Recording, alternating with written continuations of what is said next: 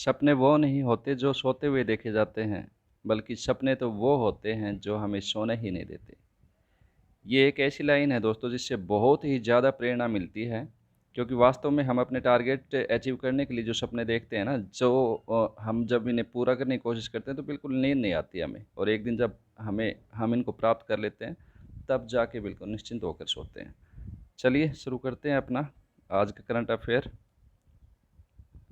पहला क्वेश्चन है, विश्व प्रसिद्ध देवधर श्रावणी मेला कहाँ आयोजित किया जाता है, जो अब रद्द कर दिया गया है। ये श्रावणी मेला विश्व भर में प्रसिद्ध है। यहाँ विश्व से पर्यटक आते हैं इस मेले में, और ये आयोजित किया जाता है झारखंड में। ये अब कोरोना की वजह से रद्द किया गया है। झारखंड की राजधानी है रांची। सीएम है हेमंत सोरेन, जो झारखंड मुक्ति मोर्चा पार्टी से हैं, और गवर्नर हैं द्रौपदी मुर्मू। अगला क्वेश्चन है, फिट है तो हिट है योजना का शुभारंभ किसने किया। फिट है तो हिट है योजना का शुभारंभ किया है हमारे जो मानव संसाधन विकास मंत्री हैं रमेश पोखरियाल निशंक जी, और जो हमारे खेल मंत्री हैं किरण रिजिजू, इन दोनों ने। तो इसका उत्तर हुआ डी, बी और सी दोनों। इस योजना में छात्रों को शारीरिक व मानसिक रूप से फिट रहने के महत्व के बारे में बताने के लिए ये शुरू की गई है। ठीक है, और इसका जो शुभारंभ था वो 3 जुलाई को किया गया था।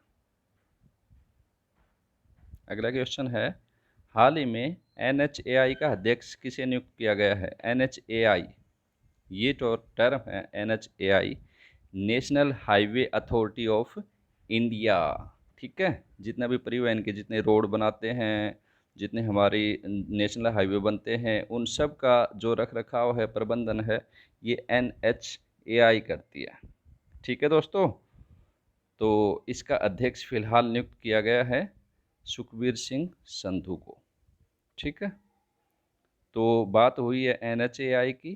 तो इसकी स्थापना हुई थी 1988 में।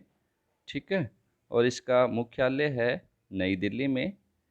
ठीक है, और ये सुखबीर सिंह संधू जो हैं, ये हालांकि अभी भी वर्तमान में अब तो इसका कार्यकाल बढ़ाया गया है, और पहले भी यही इसके अध्यक्ष थे। ठीक है, तो 6 महीने के लिए इनका कार्यकाल बढ़ाया गया है, ये नोट करने की बात है। अगला क्वेश्चन, भारत का कौन सा गांव 100% सौर ऊर्जा संचालित गांव बन गया है। ठीक है, तो बहुत इंपॉर्टेंट क्वेश्चन है। जो गांव 100% यानी 100% सौर ऊर्जा से चल रहा है, ठीक है, तो वो है गांव बांचा। ठीक है, और ये बांचा गांव कहाँ है, ये है मध्य प्रदेश के बैतूल जिले में। ठीक है, ये 100% सौर ऊर्जा संचालित गांव बन गया है। ठीक है दोस्तों, इसमें एक दे रखा है पोथनीगढ़। ये पोथनीगढ़ भी जो है ना महत्वपूर्ण गांव है। ये केरल का 100% साक्षरता प्राप्त करने वाला पहला गांव है। ठीक है, ऐसे ही जो दे रखा है आपका मलाना। ठीक है, तो ये मलाना भी जो है ना भारत का एक रहस्यमयी गांव माना जाता है। ये अपने आप को जो है ना सिकंदर का वंशज मानते हैं, और आज भी अकबर की पूजा करते हैं ये। ठीक है, और डी ऑप्शन में है किला रायपुर। ये किला रायपुर जो है ना पंजाब में है। ये ग्रामीण ओलंपिक के लिए जाना जाता है, प्रतिवर्ष यहाँ पे खेल होते हैं ग्रामीण ओलंपिक। अगला क्वेश्चन है, विश्व में गोल्ड से बना होटल कहाँ खोला गया है। ठीक है, तो विश्व में गोल्ड से बना होटल खोला गया है फिलहाल वियतनाम में। ठीक है दोस्तों, और ये होटल कितना मंजिला है, 25 मंजिला है। ठीक है, इसमें 400 कमरे हैं। ठीक है दोस्तों, और ये 11 साल में बना है, ये इसकी विशेषता है। ठीक है, और इसका एक दिन का किराया यदि देखा जाए तो 4,85,000, ये जो है ना एक दिन का किराया है इसका रहने का। ठीक है दोस्तों, तो देख लो इतना महंगा है। ये है आपका वियतनाम में। ठीक है, और वियतनाम का जिक्र हुआ है तो वियतनाम है एशिया में ही है ये देश। ठीक है, इसकी राजधानी है हनोई। ठीक है, और मुद्रा है डोंग। अगला क्वेश्चन है दोस्तों, संयुक्त राष्ट्र के जेनेवा में भारत का स्थायी प्रतिनिधि किसे चुना गया है। जेनेवा में संयुक्त राष्ट्र का स्थायी प्रतिनिधि चुना गया है इंद्रमणि पांडे को। ठीक है, जितने भी अंतर्राष्ट्रीय मामले हैं संयुक्त राष्ट्र के जेनेवा में बैठ के इंद्रमणि पांडे जी ये इनसे डील करेंगे। अगला क्वेश्चन है, दुनिया में ई कचरे का सबसे बड़ा उत्पादक देश कौन बन गया है? तो ई कचरे का सबसे बड़ा उत्पादक देश बन गया है चाइना। ठीक है, ई कचरे का मतलब होता है इलेक्ट्रॉनिक कचरा, जैसे जो भी इलेक्ट्रॉनिक आइटम होते हैं, टीवी है, फ्रिज है, कूलर है, या फिर जो भी इलेक्ट्रॉनिक आइटम हमें दिखाई देते हैं वो सबसे ज़्यादा चाइना के अंदर बनते हैं। तो ये ई कचरे का सबसे बड़ा उत्पादक देश बन गया है। जिक्र हुआ है चीन का, राजधानी है बीजिंग। ठीक है, यहाँ के राष्ट्रपति हैं शी जिनपिंग। ठीक है, और मुद्रा है यहाँ की रेनमिनबी, जो काफ़ी बार पूछी जाती है प्रतियोगी परीक्षाओं में। अगला क्वेश्चन, छोटे बच्चों के लिए ऑनलाइन क्लासेस पर बैन लगाने वाला भारत का पहला राज्य कौन सा बना है? ठीक है, तो आपको पता है कोरोना काल चल रहा है और ऑनलाइन क्लासेज हर स्टेट में जो है ना बच्चों की पढ़ाई के लिए शुरू की गई हैं, लेकिन छोटे बच्चों के लिए इसका बहुत दुष्प्रभाव पड़ता है। इसको ध्यान में रखते हुए यहाँ जो है ना हमारे कर्नाटक की जो गवर्नमेंट है उसने इसको बैन कर दिया है। ठीक है, कि छोटे बच्चों को कोई ऑनलाइन पढ़ाई नहीं दी जाएगी। जिक्र हुआ है कर्नाटक का, तो यहाँ की राजधानी बेंगलुरु। ठीक है, और यहाँ के सीएम है PS येदुरप्पा, गवर्नर है यहाँ के वजुभाई वाला। ठीक है, और ये बता दूँ आपको कि ऑनलाइन क्लासेस ये तो पहले नंबर पे हैं कर्नाटक, तो दूसरे नंबर पे है मध्य प्रदेश, इसने भी बैन कर दिया है। ठीक है दोस्तों, चलिए अगला क्वेश्चन, 2027 के एशियन फुटबॉल कप की मेज़बानी कौन सा देश करेगा? तो 2027 में जो है ना जो एशियन फुटबॉल कप होगा उसकी मेज़बानी करेगा हमारा देश भारत। ठीक है, तो अपने लिए गर्व की बात है और इम्पोर्टेंट क्वेश्चन भी है भावी प्रतियोगी परीक्षाओं के लिए। अगला क्वेश्चन है, किस देश के राष्ट्रपति ने जनमत संग्रह करवाने के बाद 2036 तक सत्ता में रहने का चुनाव जीता है? यानी जनमत संग्रह के माध्यम से एक चुनाव करवाया गया है दोबारा और ये जीत लिया है रूस के राष्ट्रपति ने। ठीक है, और रूस के राष्ट्रपति कौन है आपको पता है? ठीक है, कौन है? Vladimir Putin.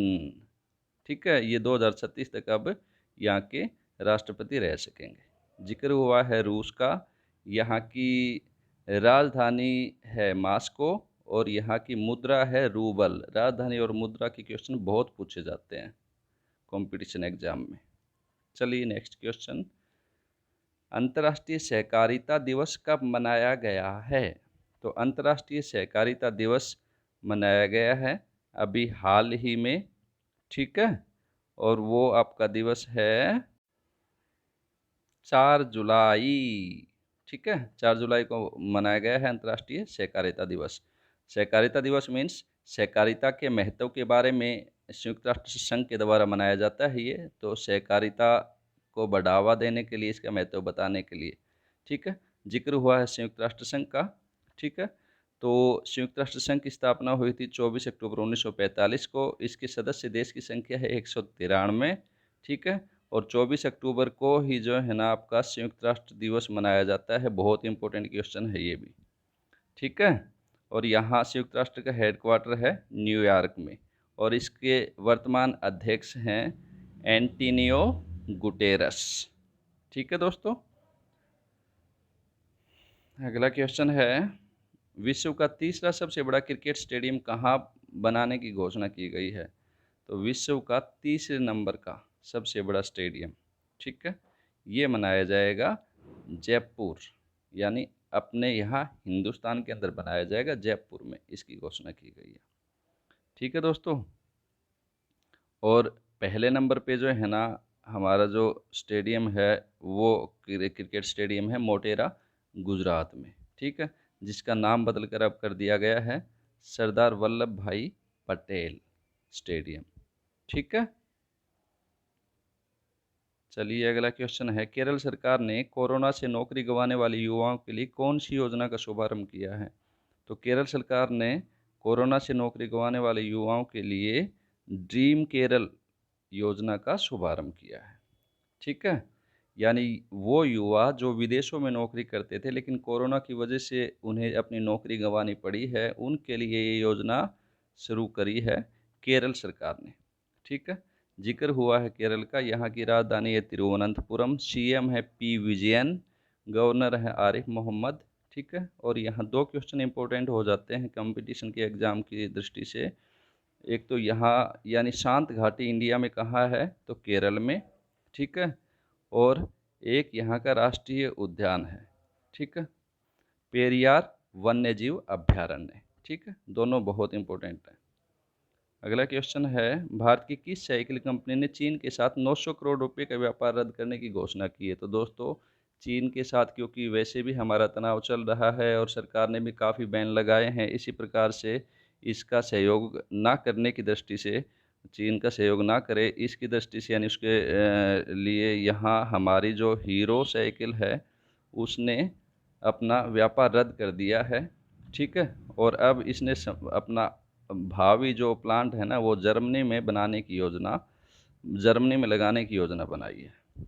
ठीक है, अगला क्वेश्चन है, हाल ही में किसे मानवीय प्रयासों के लिए डायना पुरस्कार दिया गया है? ठीक है, तो हाल ही में अभी यहाँ जो है ना प्रिया ठकराल 13 वर्षीय दिल्ली की छात्रा है। ठीक है, इसको 2020 का डायना पुरस्कार के लिए चुना गया है। और ये पुरस्कार वेल्स की जो राजकुमारी, इंग्लैंड के अंदर जो वेल्स की राजकुमारी डायना, जो अब फिलहाल इस दुनिया में नहीं है, उनकी जयंती पर युवाओं के मानवीय प्रयासों के लिए दिया जाता है। ठीक है दोस्तों, और ये 1 जुलाई को दिया जाता है। ठीक है, 1 जुलाई। चलिए, ये था हमारा आज का करंट अफेयर। आशा है आपको पसंद आया है। लाइक, शेयर और सब्सक्राइब ज़रूर कर लेना दोस्तों। Okay, thank you.